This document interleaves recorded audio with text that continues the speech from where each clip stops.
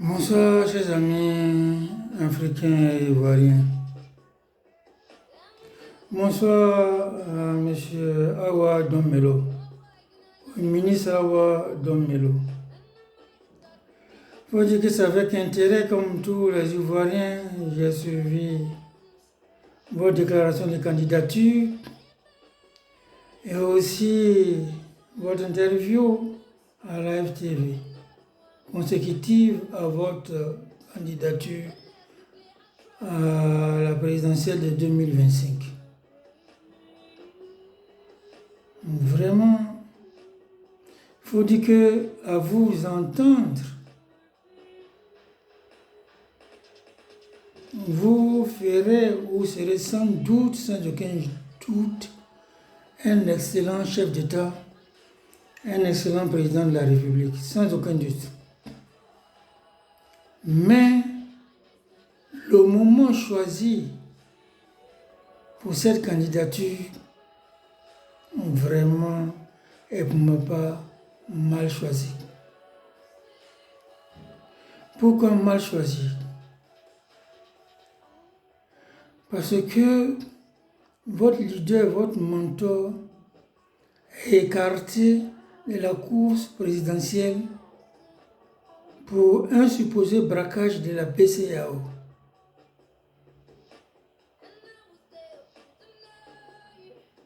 BCEAO qu'il a réquisitionné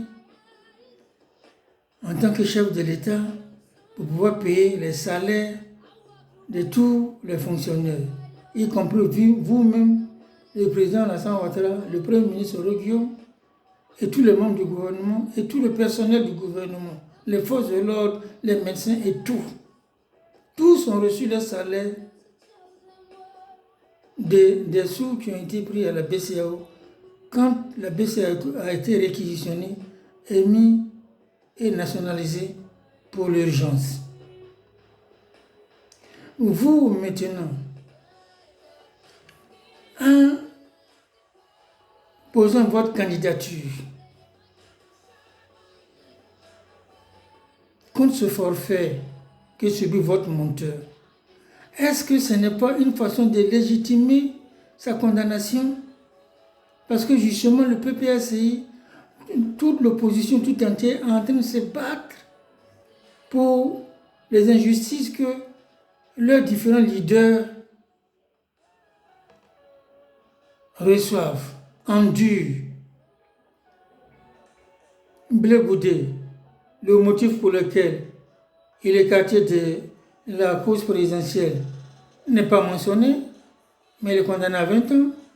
Gbagbo Laurent, braquage de la BCEAO, Tidiane Thiam, double nationalité, Soro Guillaume, tentative de coup d'État, et j'en passe.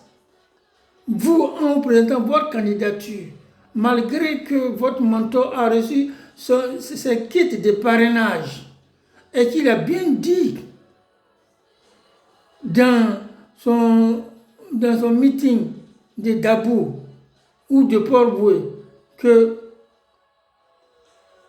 figurer sur la liste électorale est un acte administratif banal. Que ce qui compte, c'est la décision du Conseil constitutionnel. Et la CEI lui a donné son kit de parrainage. Et il est en train de collecter les parrainages. C'est en ce moment-là que vous choisissez de poser votre candidature. Donc vous ne vous battez plus aussi pour réhabiliter Gbagbo. Donc vous n'êtes plus dans le combat qui dit que non, cette condamnation est une forfaiture et arbitraire. Parce que pour vous, ce poste présidentiel, ce fauteuil présidentiel, il est très important que quelqu'un du PPAC s'assoie dessus en cette année 2025, que ce soit Gbagbo ou pas. Ça, c'est le premier point sur lequel je trouve que le moment choisi pour cette candidature, à un moment où l'opposition est en train de se réunir s'assembler pour parler presque d'une même voix, pour faire pression sur le pouvoir, pour accepter les candidatures de ceux qui ont été rejetés. C'est à ce moment-là, vous choisissez pour poser votre candidature. Le moment vraiment été mal choisi. Vous aurez dû discuter de ça avant même que les kits de parrainage soient remis à M. Gbagbo Laurent. Pas un moment où les kits de parrainage lui ont été donnés, où il a dit que l'inscription sur la liste électorale est un acte administratif banal. Le plus important, c'est la décision du Conseil constitutionnel. Pour moi, je trouve que c'est aller un peu vite en besogne. 1. 2.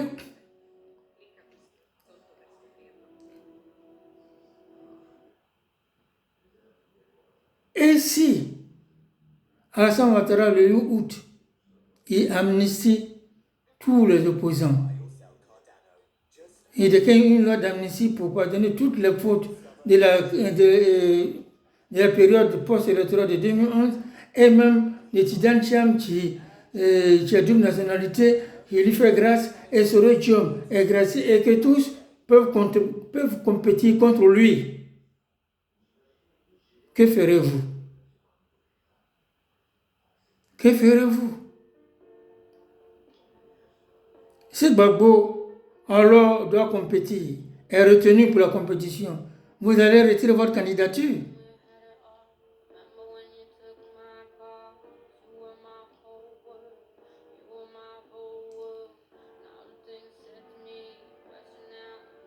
Ma deuxième question.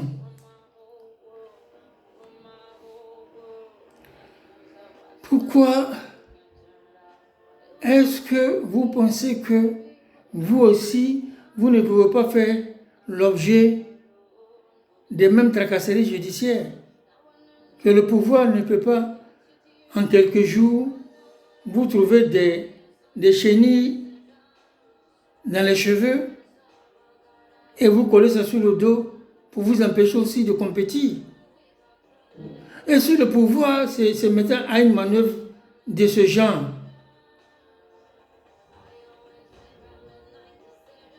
comment réagirez-vous?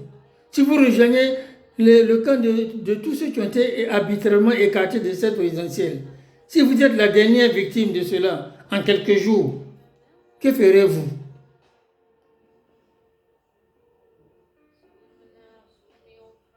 Un membre du PPACI peut poser une plainte contre vous pour quelque motif que ce soit, pour violation des règles du parti, ainsi de suite, je ne sais pas moi, au tribunal, ou bien le gouvernement peut trouver pendant que vous étiez ministre de Gbagbo ou quelque chose dans les travaux que vous avez fait, quelques millions, qui sont partis là-dedans pour cela. Voilà, vous êtes décalé, vous êtes condamné, et puis, bref, que ferez-vous? Vraiment, pour moi pas, je pense que votre candidature en ce moment précis, à cette période précise, est une haute trahison. Est une très, très haute trahison. Vous êtes très brillant, très éloquent. Vous pouvez rassembler le monde autour de vous, mais ce geste-là, vraiment, fera que vos futurs partenaires dans la lutte à la présidentielle, dans la course à la présidentielle, vos futurs partenaires politiques se méfieront de vous, feront attention, se méfieront de vous. Dans toute alliance coalition que vous allez signer, ils se méfieront beaucoup de vous. Moi, pour ma part, je pense que vous avez terni votre image.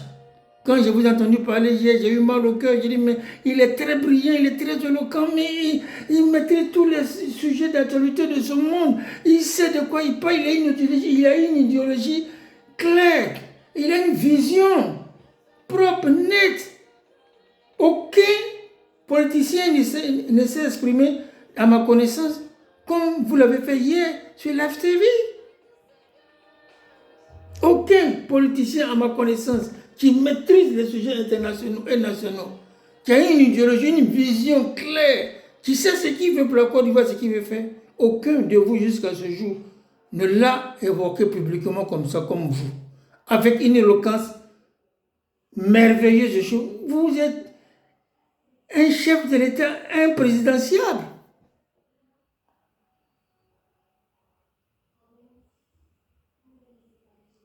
Quelques mois de sacrifice auraient suffi. Aurait suffi. Même si Gbagbo n'a pas été retenu à la dernière minute. On peut toujours continuer la lutte.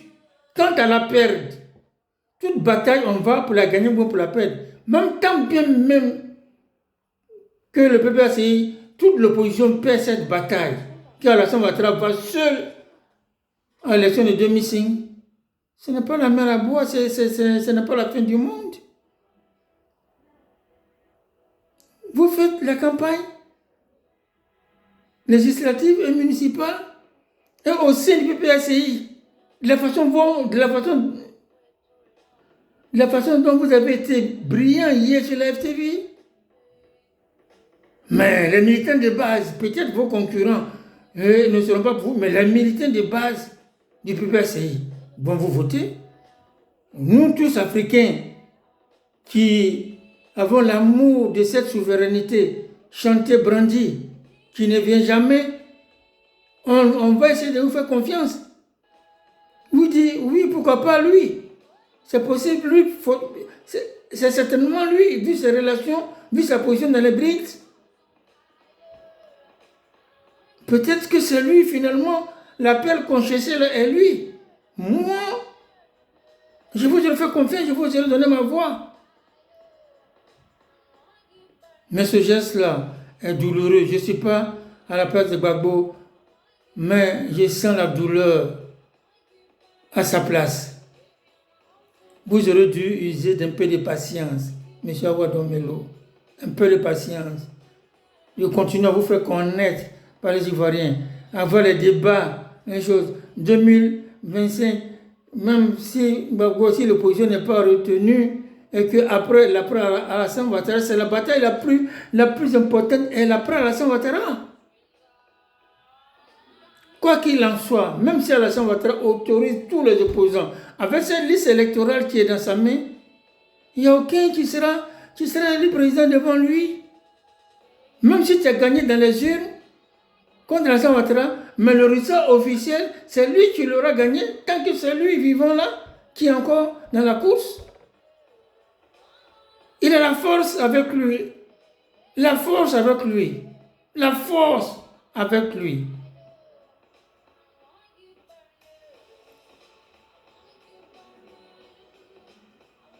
Vous aurez pu attendre l'après Ouattara pour affronter l'après Ouattara, parce que c'est sûr qu'après Ouattara, à la succession de Ouattara, le RHDP va s'entre-déchirer. Anthony Birahima, Bakongo,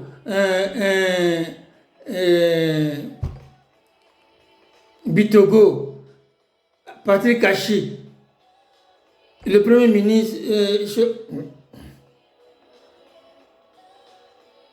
pour dégager un leader consensuel là, ça va coûter quand même du fil à retordre au RDR d'abord. Donc là était votre chance. La meilleure chance même de vous faire connaître. Les militaires du RDR vont dire, ah, on est assez fatigué. Alassane Ouattara, on était là, bon, quand même, aux 20 ans, bon, c'est bon comme ça. Peut-être on va mettre lui là pour voir aussi, on va voir. Alassane Ouattara fait ses ponts, mais lui-même, il est dans les ponts, il est dans les routes, c'est un ingénieur technicien. On va voir peut-être, mais lui-même, ce qu'il va faire sortir de la terre ici, là, en voyant encore des fois avec les Chinois, les Russes. Vraiment, nous-mêmes, ça là, ça va nous épater. Peut-être c'est pour moi l'occasion, votre occasion, la meilleure occasion pour vous, c'était en 2030. Déjà même à partir de 2020, 27, 28, commencez à vous faire connaître, réanimer le PPACI, réunir l'opposition, machin, pendant que le RDS se déchire pour la succession de Alassane Ouattara. C'est ceux qui vont s'entre-déchirer, ils vont s'entre-déchirer, il y aura des tendances. Tenez, Birahima, des tendances Bakongo, des tendances Bitogo, ça va, des tendances à Patrick Caché, ça c'est sûr et certain. Non, c'était vous là, la brèche pour vous, de vous positionner. Et même au primaire du PPACI, vu votre éloquence, vous allez battre vos autres adversaires. Ah, ça, vous êtes éloquent. Voici pourquoi on dit que c'est l'instruction n'est pas la sagesse. L'intelligence est peut-être synonyme de sagesse. Mais l'instruction scolaire ou pédagogique ou universitaire n'est pas vraiment la sagesse, n'est pas vraiment l'intelligence. Peut-être que c'est vrai. La sagesse aurait voulu que vous soyez fidèles à cette lutte-là jusqu'à ce que vous soyez tous convaincus que vous l'avez perdue. Gbagbo lui-même t'aurait intronisé. Il dit vraiment, vraiment, par fidélité, vous m'avez soutenu, on a fait tout. Malheureusement, une fois de plus, la force des armes a eu raison de nous. Je suis vieux, je me retire. J'avais voulu faire un mandat de 5 ans pour vous redonner le pouvoir. Dieu ne l'a pas voulu. Voilà, moi je suis fatigué, je me retire. Voici Awa, qui est mon vice-président. Voici le flambeau. Et même s'il y avait des contestations, tu allais les battre au primaire du PPACI. Ça, vous aurez longtemps sur la conscience, ce geste-là. Vous l'aurez longtemps sur la conscience. Et ça va faire que ce sera très difficile d'avoir la majorité des gens du PPACI avec vous. Enfin, tout le PPACI derrière vous, même si Gbagbo est écarté. Ça sera, même vos amis de l'opposition auront peur de vous. On va dire, s'il a fait ça à Gbagbo, mais quels que soient les accords qu'on peut signer, il est capable de nous faire la même chose. Et ça risque de vous causer préjudice dans la suite de votre carrière. Moi, je pense qu'il n'est pas encore tard. Vous êtes encore membre actif du PPACI. Vous pouvez encore faire allégeance encore à Gbagbo, dire que c'était par précaution, mais voilà, à la vie comme à la mort, vous retirez votre candidature. Quitte à faire la chaise vide, c'est pas grave, c'est la lutte qui l'aurait permis. Mon chien, et c'est bon. Parce que Alassane Ouattara, quel que soit le deal, si il y avait un de vous, il peut vous lâcher un coup de chemin après. Alassane Ouattara, il peut, même si il y avait un deal en vous, demain, il peut dire, après votre candidature maintenant, qu'il voit votre éloquence, que machin, c'est dit que s'il vous laisse là comme ça, peut-être que vous allez gagner des voix et pourquoi pas, vu que l'opinion, vraiment majoritairement, les gens, ils sont fatigués